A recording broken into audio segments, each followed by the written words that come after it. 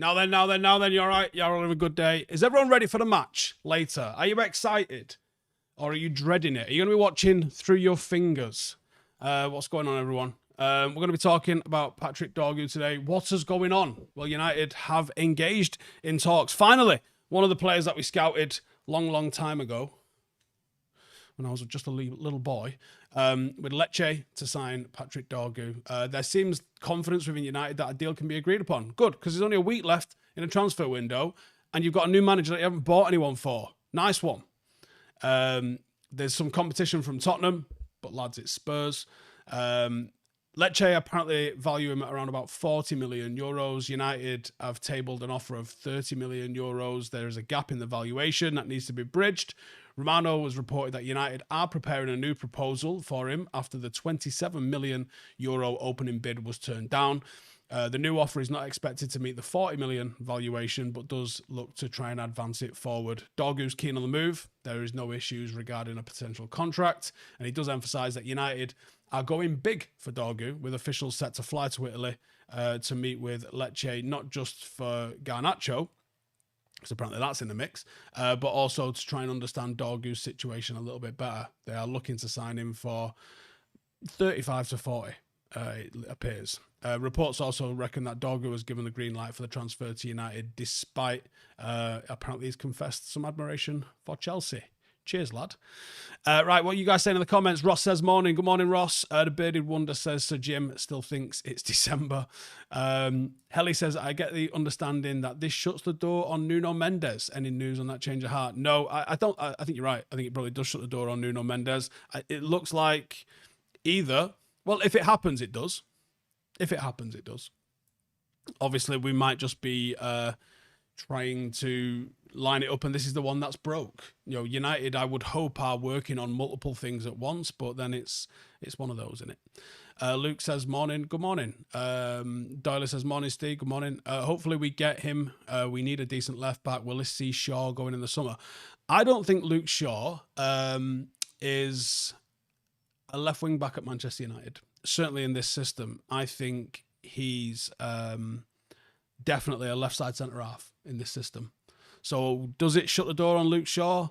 No. Does that mean Luke Shaw still needs to be sold? Yeah, probably. Just on the basis of his injury record, you can't trust him. So how long do you want to do this? Morning from Ohio, says Trevin. Good morning. What time is it in Ohio? It must be early doors, right?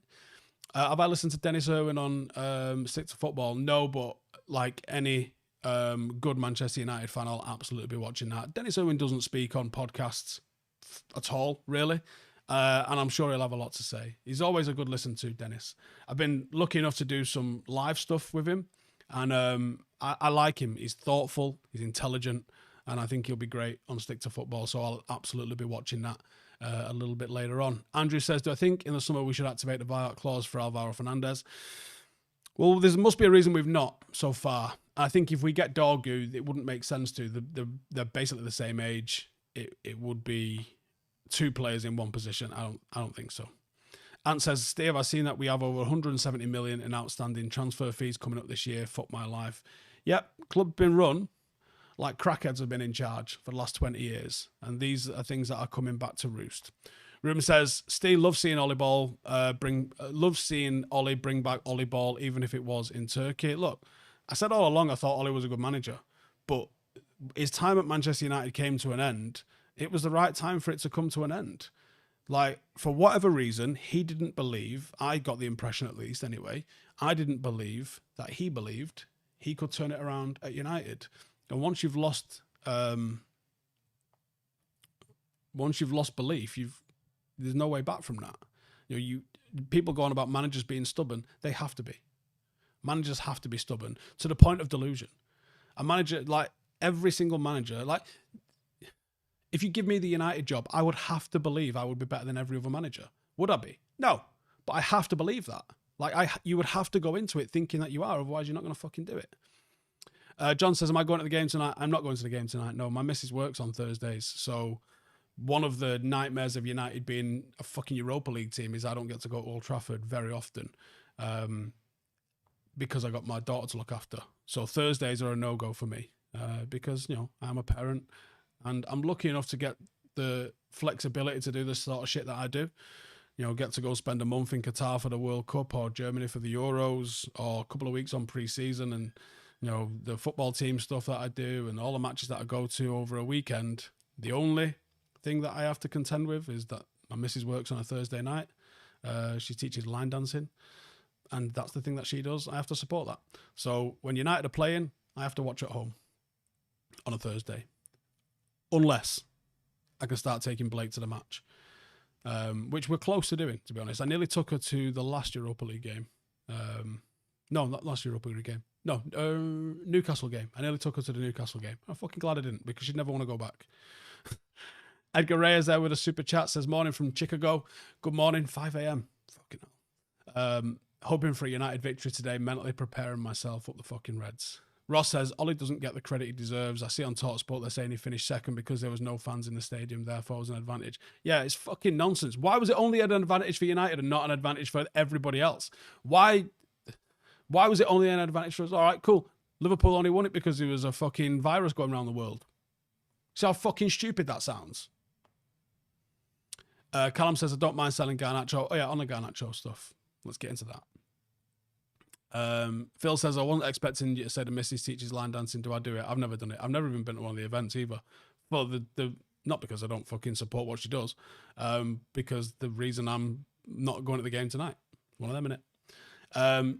Chelsea have been actively pursuing Garnacho. His agent's been spotted at Stamford Bridge during a recent match. Club is considering making a move for him in the January transfer window, and they're preparing a £60 million bid for him. Although United have rejected an initial offer from Napoli, Chelsea seem to be leading the race for his signature. There's a clear message from Garnacho's side that he'd be open to the opportunity with a preference for Chelsea, but he is also considering Napoli. Being Argentinian, I think you have to consider Napoli, to be honest, with the reputation of Diego Armando Maradona there. United are reportedly looking to sell either Garnacho or Mainu to comply with PSR rules, which might facilitate Garnacho's move. However, they made a high valuation for him, wanting well over 50 million. Ryan says, I hope Delo will be better at right back if we actually sign a left back. What do you think? He's played left and right back in this system, and he's not looked good in either at the moment. I think he'll be there. Will there be line dancing lessons on the IRL channel? No. Knight says, Ollie got his principles right in 3 ways. You'd think you were watching the 1920 United watching that game. He's a good manager. Biddy Wonder says, am I okay if Rashford's in the squad tonight?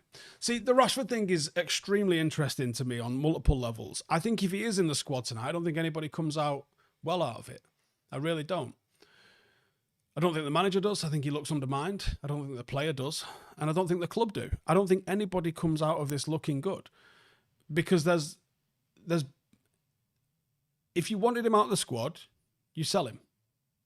And if you ostracize him to the way that he has been ostracized, and I get people want to treat him harsh, that's fine. But he's been treated harsher than anybody else in the squad. Like, if you want to sell Casemiro, he's still been involved in the matchday squad. He's not been coming off the bench, but Rashford's been taken out of the matchday squad. And they could have lied, right? They could have lied and said he's got a knock. They didn't. Which I think almost makes it worse. They've been like, yeah, this team that can't score goals, well, the one who scored the most in a season out of all of the players that are at this club, we're just keeping him out of the squad. Why? They've never really come out and said why.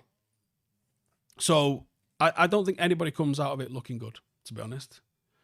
Would I be happy to see him in the squad? No, not really. Because, again, I don't think anybody comes out of this looking good. I think if United could sell him, they would. They obviously can't. But then, yeah, there's a decision got to be made now. And I think everyone looks weak all around. You can't sell him for peanuts. No, you can't sell him for peanuts. That's right.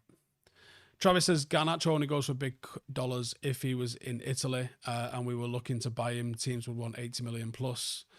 Yeah, but people know the situation that you're in. Bison M. Payne says, it's really sickening that we're about to sell one of our most talented players. What happens within 2 years? We need a winger and have to spend 70 million to buy another average winger. Well, yeah, maybe you do need a winger, maybe you don't. I think selling Garnacho for 60 million with what it gets you in terms of PSR is not the worst move I've ever heard, to be honest. It's about right that we're selling him for that sort of money when You see the likes of Dylan Levitt, Ethan Laird went for like less than £1 million each. It's a fucking travesty. David says, heard some worrying rumours regarding Rashford. Hope they aren't true. Fresh start seems best for everyone. Here's the thing. I absolutely believe if Rashford went elsewhere, whether that's Barcelona or Italy, I think he would be a success. And we will get panned for selling him because people will be like, well, look, there you go. Another player's gone and been successful, not at Manchester United. But I also believe that if he doesn't go, he would not recapture any level of form at Manchester United. So since the summer, even when he was playing well this season, and people forget that, is he not still our leading scorer? Like, considering he's been literally out of the team for over 2 months. I was saying in the summer I would have sold him because I don't believe he's going to recapture his form here. And that was under Ten Hag. It's not changed under Amorim. I just don't believe in it. So I would sell him on. I think it'd be best for him. I think it'd be best for the club. Ant says, might be unpopular, but I think fresh blood coming in improves our ability floor, but more improves the mentality in the dressing room. I think that's a big one. Buffy says, whisper it, Jadon Sancho. What are we whispering here? Are we whispering about... I don't know what we're whispering about Sancho. Have I seen the latest Athletic article on United's financials? No, not yet. Do I think Amorim regrets coming to us? Probably on some level. Frank says PSR finishes in the summer. Is selling homegrown kids still beneficial under the new system? I actually don't know what the new system is. Box says maybe it's time the club looks at the scouting department and identifies why players that are clear benefits for United are not being considered. That's what I kind of hope. Oh, we're whispering that is shite. Yeah, I don't disagree with that. He wasn't. But he is. Travis says, which youth players do I think suit the Amorim system? I think Ibrahimov might suit it very well as a bit of a Wayne Rooney style player. Obviously not level in terms of ability, but style of player. I think there's a few that might suit it, but obviously there's a difference between playing kids football. Like people that are crying out for Obi Martin, you got to see him against adults. Simple as that. Elle says, is Amorim the man no matter what? No, nobody's the man no matter what. But we have to give him time and funds to see if he is the man. You can't judge him by a squad that's obviously not fit for purpose.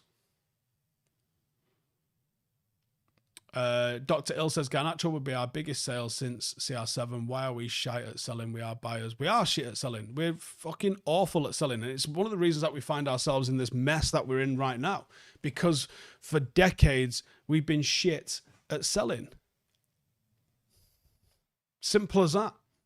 The value that we let some of our players go. Now, back in the day, that when we allowed people to leave, it was because they had good service for United. So United never tried to charge a fee because they was happy with the service that that player gave us. They hit the pinnacle. They won titles here, and we said, thank you very much. There's a handshake. Go and get yourself paid elsewhere. That was what happened with Nicky Butt. That was what happened with Phil Neville. That kind of what happened with Dimitar Berbatov, Peter Schmeichel. All of these players got to leave and go and get big money elsewhere because United didn't want a fee for them. When there was players around the league that was going for way more, that was not close to those players. Now, for whatever reason, that's continued, and United just seemed to allow some of our academy players, like fucking Ryan Brewster, going for 20 million at a time when United was selling academy players for 200 grand.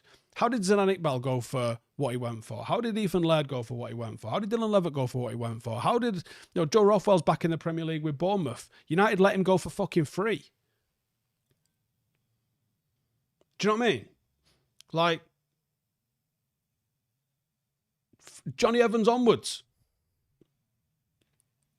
Dog shit. Lee says, think Beckham is still in our top 10 fees received ever. The guy left 21 years ago before transfer fees blew up. Tells you everything. And even when we sold David Beckham, right? We sold him cheap because Fergie wanted shut of him. Jordan Ibe, 15 million. Do you know what I mean? Do you know what I mean? It's a fucking joke.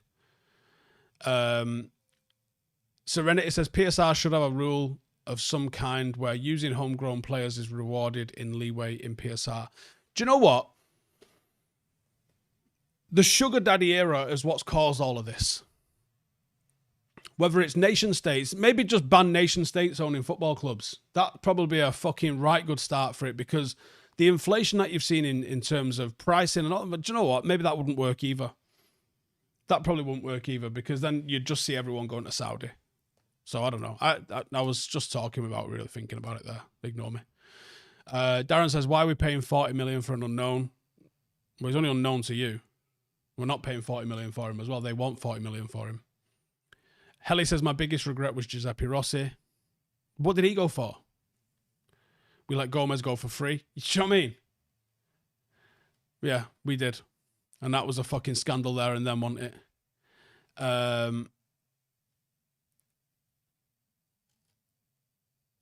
What's the German model? Is it 51%? No, the German ownership model is 50 plus 1.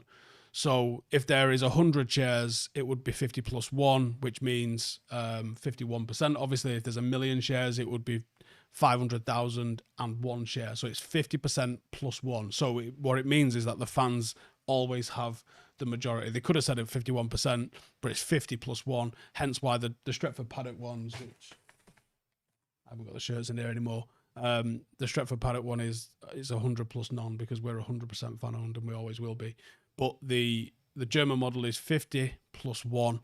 Bayern Munich are actually 75% owned by the fans. 25% is owned by, I think it's Audi, Adidas, and Allianz. Is like they own like 8% each, and then the fans own 75%.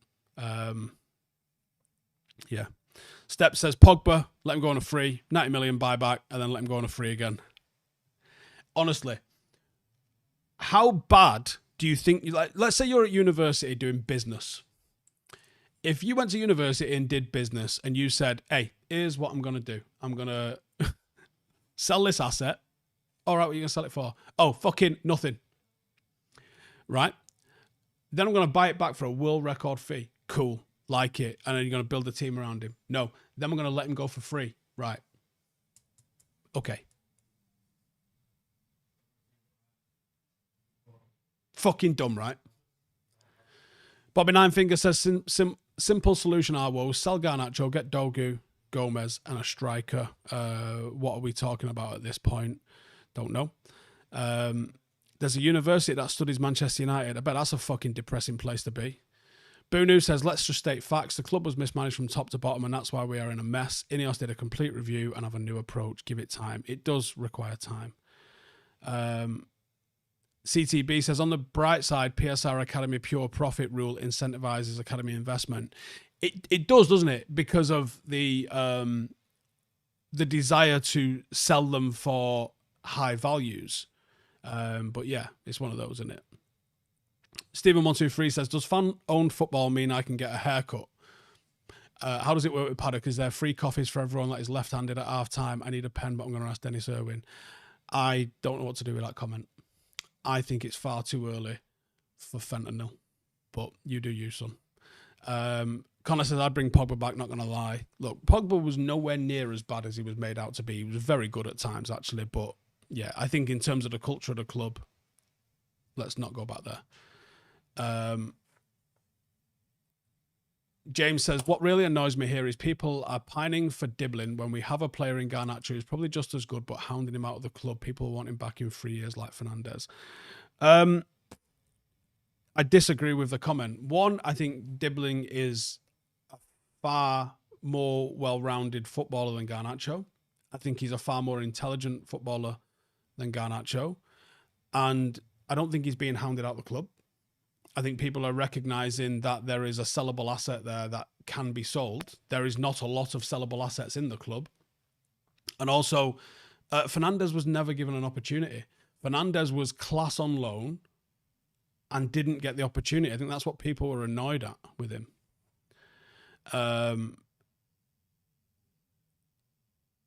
Aussie Abroad says, every City mate of mine is laughing and says they take Garnacho. Yeah, but the problem is talking football with City fans. They haven't got a fucking clue what they're talking about.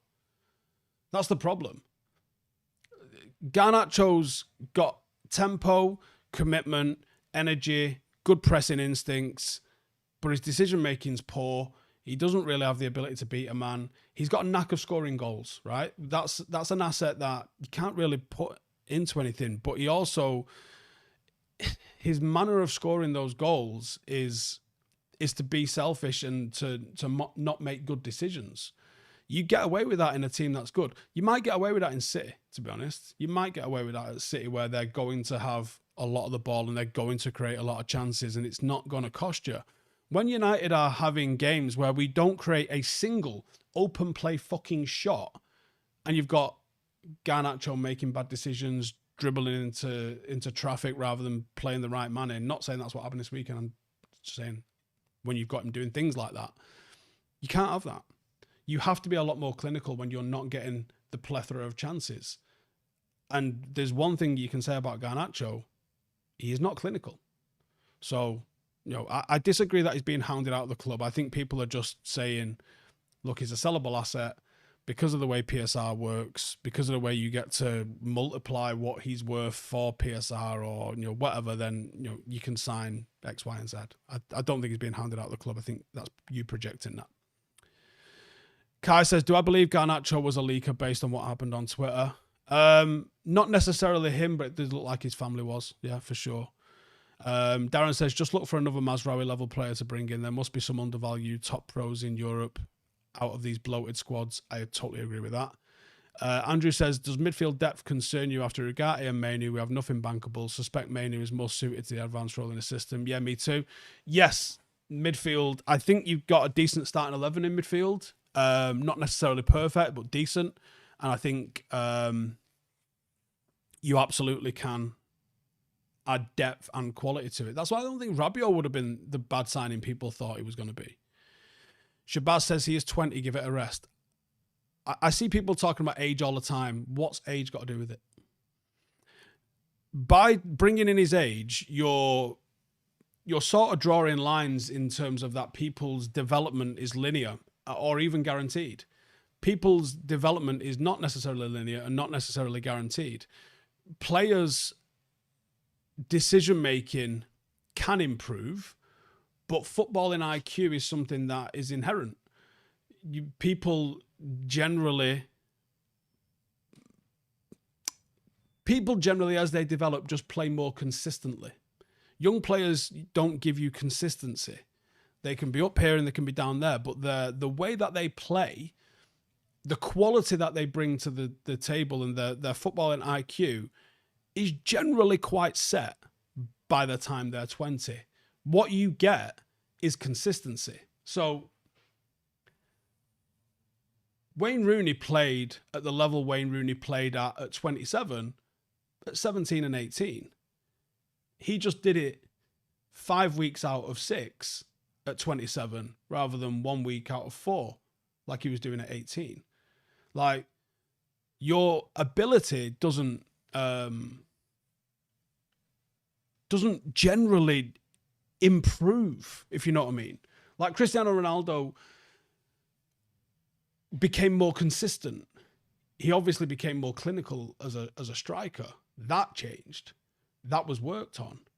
But do you know what I mean? Like, he was beating people at 17, 18. He had the skill level. He just became more consistent with it. Adam says, Garnacho doesn't lack it. He's just greedy. You ain't played football with greedy players before. Right. But that's decision-making, and that's football IQ. And there's a lot of times that I see Garnacho making horrendous decisions with the football. Now, it has improved since Amarim's been here, for sure. But I don't know what you're trying to say there. He doesn't lack it. He does lack it. I don't think he's got the ability to go past a man. If he's not running into space, can he beat a man? When I look at Ahmad's dribbling and Garnacho's dribbling, they're not the same. They're not even close to being the same.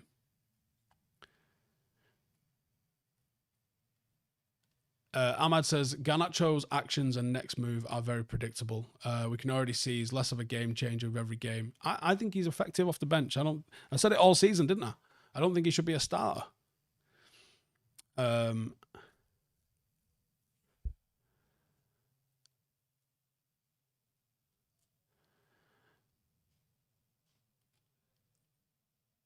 Stoic Savage has quoted me saying, "What's age got to do with it?" And then palm face. Yeah, but genuinely, what does age have to do with it? What does age have to do with it? We're talking age and it's age and not ability, right? Atil says, I love your content, Steve, but this agenda against Garnacho is a joke from you at this point. There's no agenda, mate. If you can't understand the words that I'm saying, then just don't fucking watch. Simple as that. I'd rather you didn't, because I'd rather not have to argue with people that are thick. If you think it's an agenda, fine. It's not an agenda. Someone will bring something up and I will reply to it. It's not an agenda. How is it an agenda? I would love him to be fucking great. You can't look at what he does and tell me that this is an intelligent footballer that can beat a man, because it's just not fucking true.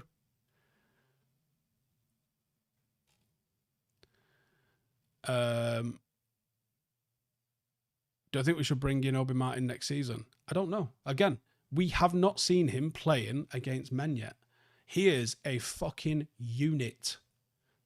And I think playing against kids, the size of him is having an overemphasized effect. I want to see him against blokes.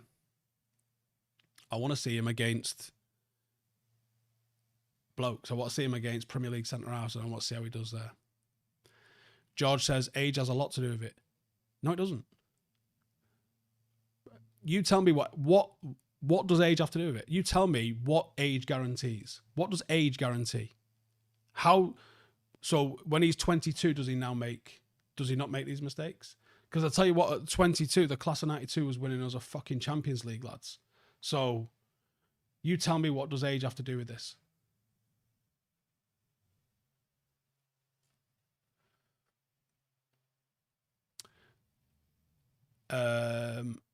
Shea Lacey call up then.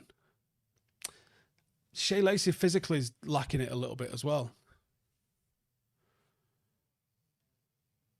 Simon says, for me, it's about how we spend or replace Garnacho with a fee we get for him. If we can get a proven attacker, midfielder and a wing back with a fee, then great. It's a lot to ask for, I think.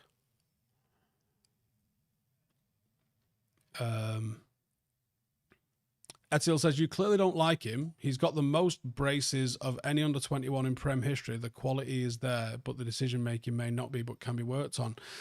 Right. The thing is, though, the goals are coming. And I've mentioned he's got a knack of scoring goals. He does have a knack of scoring goals. But the underlying quality for why he's scoring the goals is not there. I don't know how you don't understand it. It's not about not liking him. It's about recognizing what he fucking is. I'm not hoodwinked into thinking there's a world-class potential player there, because I don't believe there's a world-class potential player there. I think there's a Premier League level player there, and that's not bad. But the way some of you are talking, like we've got the next fucking Cristiano. We haven't got the next fucking Nani in him. Like Nani had in significantly better dribbling abilities, significantly better shooting abilities, significantly better footballing IQ. Yeah, and like NWA says there, Ahmad is the same age, but has got a miles better football than IQ. Age has got nothing to do with it. Thank you. You know what I mean? So what does age guarantee? Like, what does age guarantee? Tell me what age guarantees. What does age have to do with anything?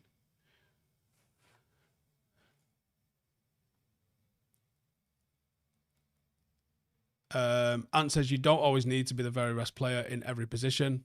So it benefits the team as a whole, playing as a cohesive unit. Yeah, I think that football and IQ, playing your role in the team is fucking huge.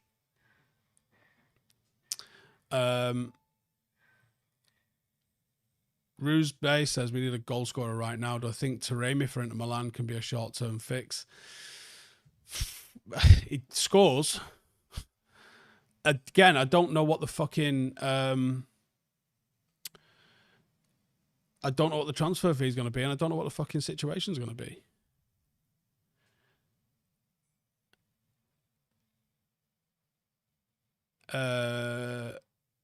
Unshakable says you mature as you age, so decision making can improve. Not always, but it definitely can.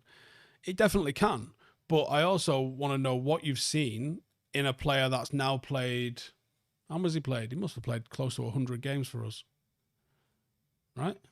Has it been that many?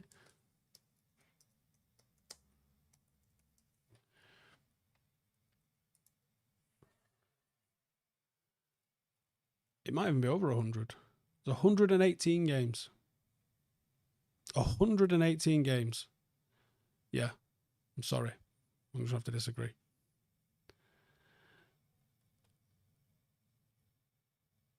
Kenny says, Dorgu puts balls in the box. Some service into Højlund and Xerxes could be massive improvement. Yep, I agree. Ash says, Real Madrid come the first football club to generate €1 billion in annual revenue. I thought Barcelona already did that. I thought Barcelona had the 3 billion thing going on. There was $1 billion in revenue, $1 billion in expenditure, and $1 billion in debt, which is hilarious, isn't it?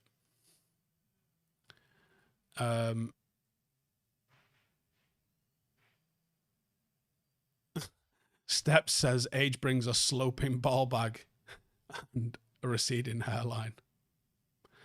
All right, fair play. Mark says age will only help physically, really. Yeah, do you know what I mean?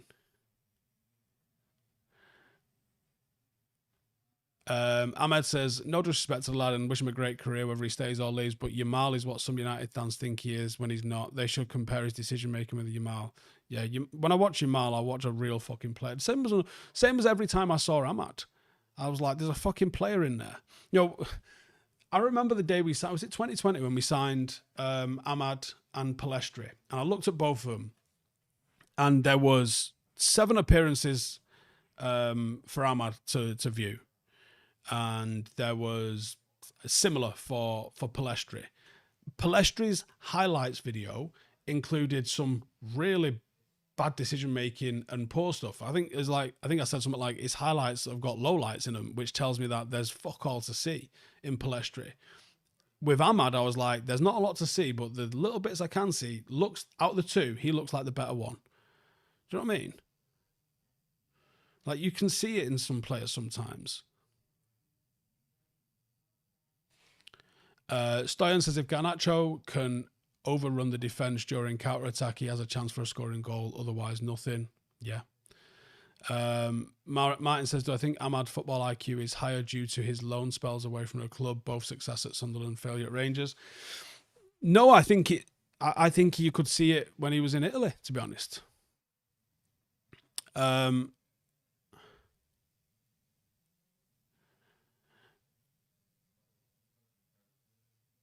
Andrew says, don't seem to rate Garnacho, but rate him at 60 million. Explain.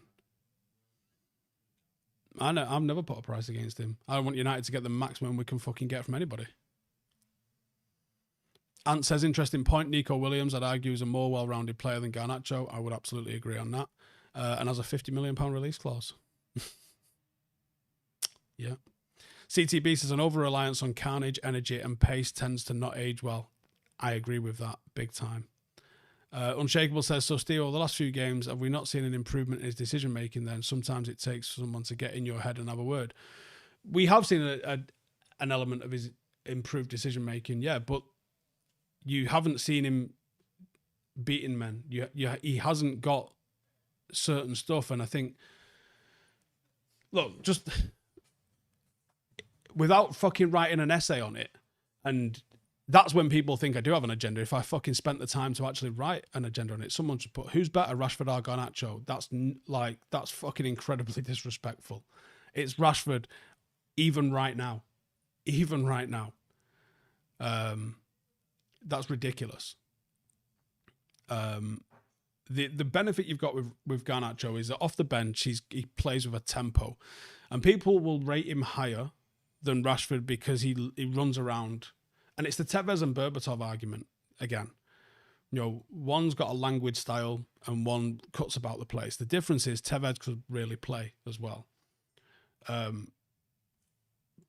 Because Rashford doesn't look like he gives a fuck at the minute. People are going to mark him down for that. But in terms of pure raw ability, it's fucking Rashford all day long. He's so much better than Garnacho.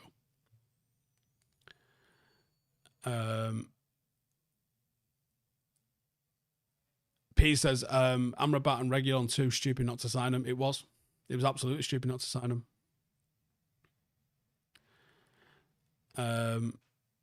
When did Nani win the Puskas Award? Did he win the Puskas Award? I mean, he fucking only scored bangers, didn't he? So he probably did.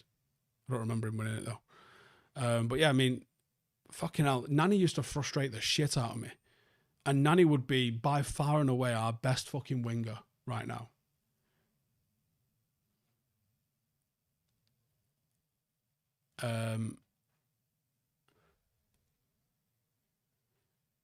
Kevin says, just get Dorgu and Fernandez and sell Shaw and Malacia. PK says, fact is, Rashi is well better than Garnacho and they both need to go. L says, Rashford's decision-making is worse than Garnacho's and that seems to be your biggest gripe with Garnacho. Factually not true. Wesley says, Puskas Award just means he's scored one good goal. It's not the Ballon d'Or. That's true. Ryan says, an informed Rashford is frightening. Yep. It didn't happen enough, but yeah. Do I think Amrabat would have suited this team and this system with Ugarte alongside him? I think so. Good work ethic and can be aggressive. I really liked Amrabat, to be honest. He had a couple of games, didn't he, where he just looked so fucking lost. But for the most part, he was solid. It was like a fucking budget version of Ugarte, really. I liked him. Darren says, I see fans questioning the formation, but it'll take time for the team to play this formation. Think of a day where there are two players competing for every position. Yeah, one day. Elle says, why is it factually not true? Which part? The fact part. It's fucking obviously not true. Like, if you think, all right, Joe, yeah, you're right. I'm wrong. Fine. Suya says, will Casemiro leave this window? Doesn't look like it. Helly says, Sabitzer was better than Amrabat. I agree. Sabitzer was a fucking footballer. I liked him. Rob says, did I just say Rashford is better than Garnacho? Well, your hearing works. Samuel says, how much do you think you would get Dibbling when Southampton are relegated? I would hope good value, to be honest with you. And that's the time I'd be trying to get him, is after they've been relegated, because they're getting relegated. They are so getting relegated. Yeah, United should have sorted that out after the game against them last week. United should have absolutely gone in there and been like, hey, he's coming with us, see in a bit. He's good. He is good, and he will grow into something. Joe says you wouldn't get a packet of fudge for sure because he'd have eaten it. No need. But I think you're right. You're not going to get anything for him because he's on significant wages, and I think his injury record suggests that no one will be willing to pay for it. Dan says, I can't believe people think Garnacho is better than Rashford. Honestly, mental. Yeah. Mark says, Nico Williams, massively overrated. I don't think he is. I think he's legitimately good. Gavin says, Fergie would have snapped up Dibbling. Yeah, you wouldn't have let him leave. Breezy says, good afternoon. I voted for my Paddock shirt. Some nice designs on offer. Some big winners in some categories and some very, very tight in others. If you are an owner of Stretford Paddock, go and check your emails. It got posted Monday or Tuesday. I can't remember which now. Tuesday morning, I think I posted it. Go check it out. We have got votes for the home, the away, and the third shirt live. You've got until the 1st of February to cast your vote. And you know, have a democratic say in running a football club. CTB says Shara has the best job in the world. He just gets to chill, train, make the odd international appearance. Chronic says, Steve, why can't people differentiate between form and ability? Rashford's form is in the toilet, but his ability is top class. I think it's because people are angry with him. I think people are angry with him and the situation that we're in. Emmett says, Rashford's physical ability looked a bit lacking. Average players were beating him to balls. Do I think he had a knock on the club covering it up? Or has it been too long to keep that secret? I don't know what was wrong with him. You know, I don't have a clue what was wrong with him. I don't have and you know, that's sort of why I think he maybe needs a change of environment to recapture his form. I don't believe if Rashford stays here, he will recapture his form. I just don't think it's going to happen. I felt that since summer. You know, I was saying on a video we did with the fan channel, I was saying sell him in the summer. You know, it's one of them, innit? Rashford's ability has never been top class. That's rubbish, says Al. He's had one very good season. The rest have been mediocre at best. They've not been mediocre. He had one absolute standout. He's had about 3 seasons that were very, very good. So, okay. Any chance we buy Dorgu and Fernandez? I don't think so. Do I think having natural wing-backs will enhance the playmaking from the players in the pivot? Streamlining forward, spreading defence, opening? Yes, I do. Lee says Chris Eagles moonwalks into this side. Fucking cleverly looks like Zidane in this fucking team, doesn't he? El says, come on, Steve, be honest, mate. I am being fucking honest. You're not being honest. You obviously don't fucking like him. And you're like, he's had like 3 seasons with 20 goal contributions. You can't say he's had one fucking good season. That's nonsense. It's absolute fucking nonsense. You know, when he broke through, he was ridiculous. He was on a level that Garnacho can't see with binoculars right now. 100 fucking games in. Think about what you're saying. Jesus. El says, I'm not after Rashford. I like Rashford, but he's not world class. Did I say he was? Am I sitting here saying he is? You're projecting all sorts of shit here and then fucking arguing against it. Get a grip. I said he had one very good season, the rest mediocre. Yeah, and you were wrong.